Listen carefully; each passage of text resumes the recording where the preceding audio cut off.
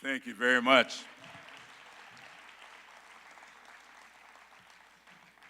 Let me begin my remarks by asking all of you to just give me a few seconds of silence as I reflect upon the issues surrounding several families resulting from the senseless incident that took place in Washington on Wednesday.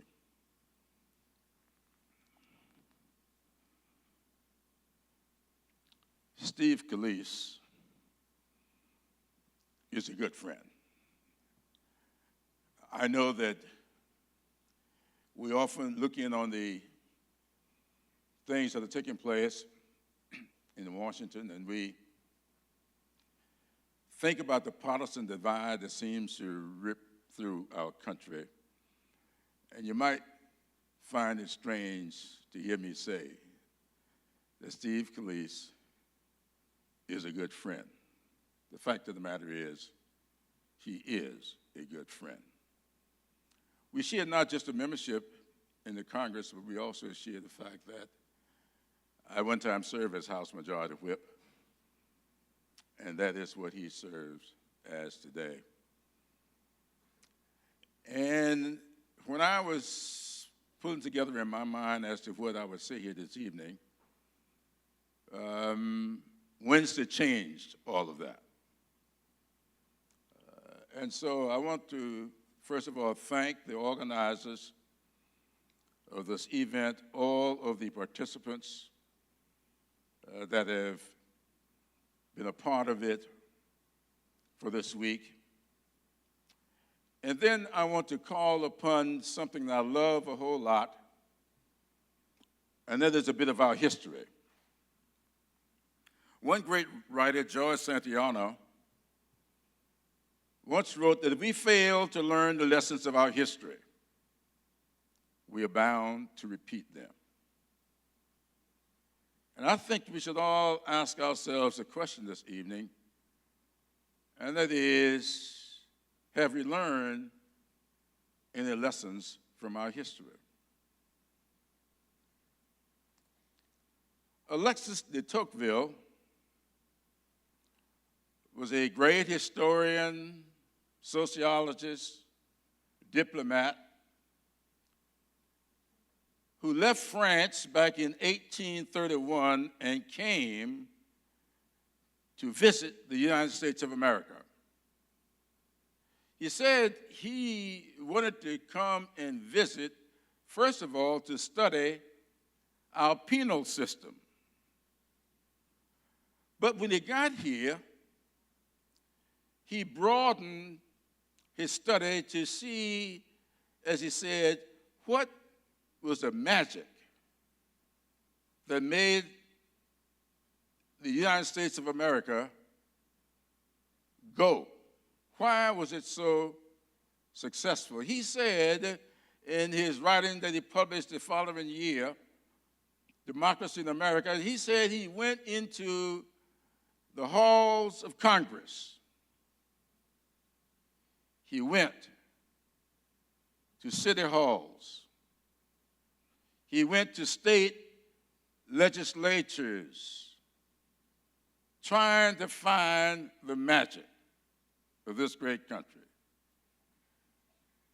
But he said it was not until he went into the sanctuaries, our churches, our faith community, it was not until he went there that he found the secret to America. And he wrote these words: America is great because she is good. And if America ever ceases to be good, it will cease to be great. The survivors and family members of that horrific incident 2 years ago showed the goodness of America. They were able to forgive and express that forgiveness because the goodness of America is embodied in them. But goodness doesn't mean that you are where you need to be. Forgiving does not mean forgetting. The fact of the matter is, we should not forget our history. We have to remember that history so that we can learn from it.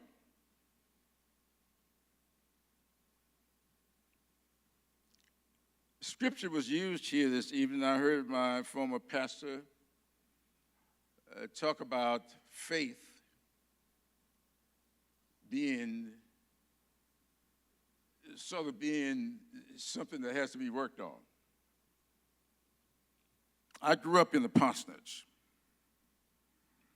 and my father used to tell me all the time, son, prayer changes that things.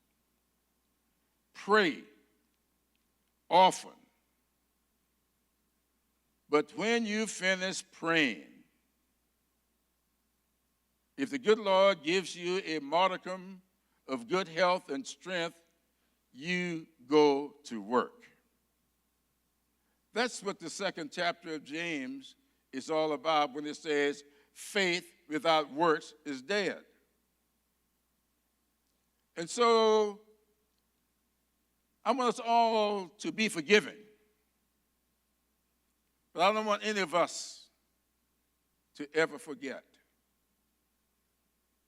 that we have a sordid history in this great country, and it is our job to do what is necessary to overcome that history. The preamble to our Constitution says to us, in pursuit of a more perfect union. Not a perfect union, but a more perfect union, an admission that we are not perfect, we will never be perfect, we should always be in pursuit of a more perfect union.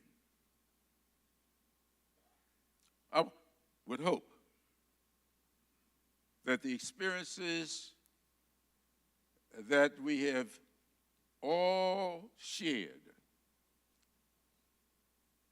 experiences that didn't start 2 years ago and won't stop with what happened with one of my colleagues on Wednesday. It will be with us going forward.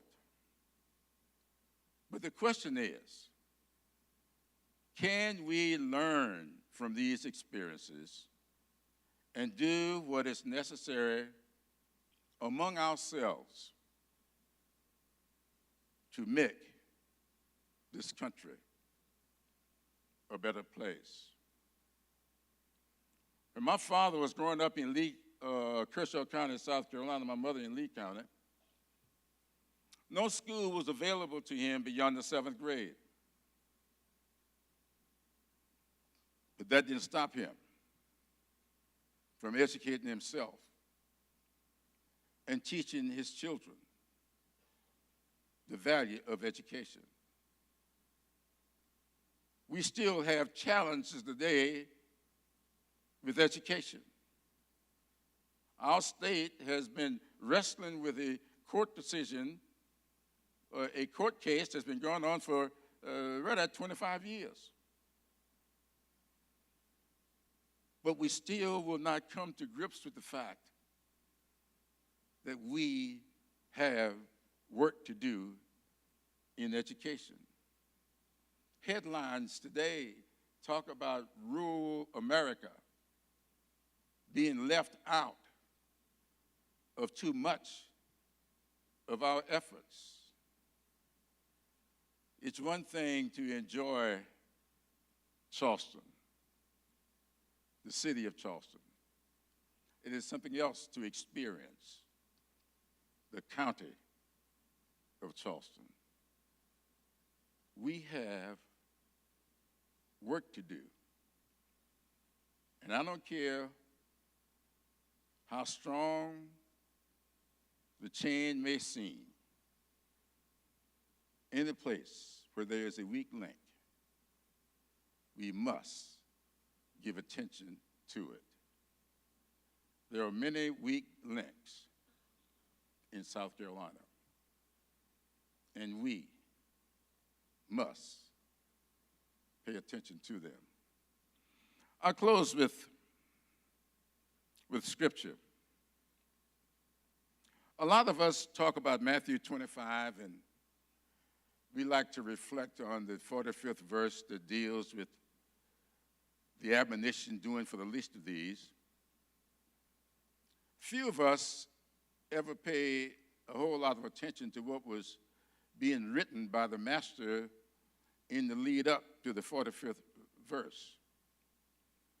And part of Matthew 25 has to do with us using the talents, our gifts, on behalf of all of us. We all know the story of the talents, the one person being given one given two, and one given five, and the lesson that comes with the failure to use those talents. Each and every one of us has something to contribute.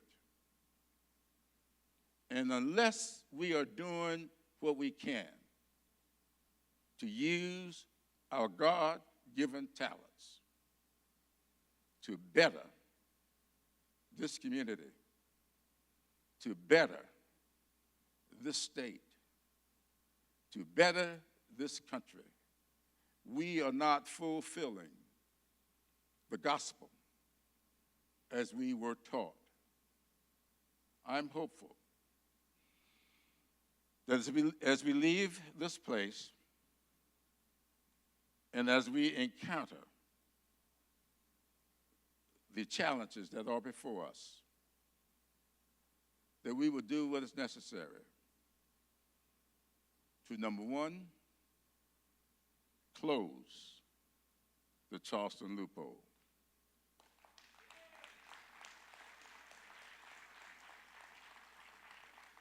Number two, get actively involved in the educational pursuits of our children. I taught school here in Charleston. I used to go to PTA meetings every week. But it was unusual to see more than 10 people there. We must get actively involved in the education of our children. And finally, we have to get involved in the political process. We have to start voting again. I'm very upset when I see that over the last 10 years, there has been an 11% drop-off in the political participation of African Americans in the country. I don't know why that is, but I think it may explain some of what is happening in our communities, in our state, and our nation. So I want to close tonight by thanking all of you for participating. Thank all of you who put this together, and ask you to do some introspection and ask yourself, am I doing all that I can do to make Charleston better, South Carolina better, and America greater? Thank you, and Godspeed.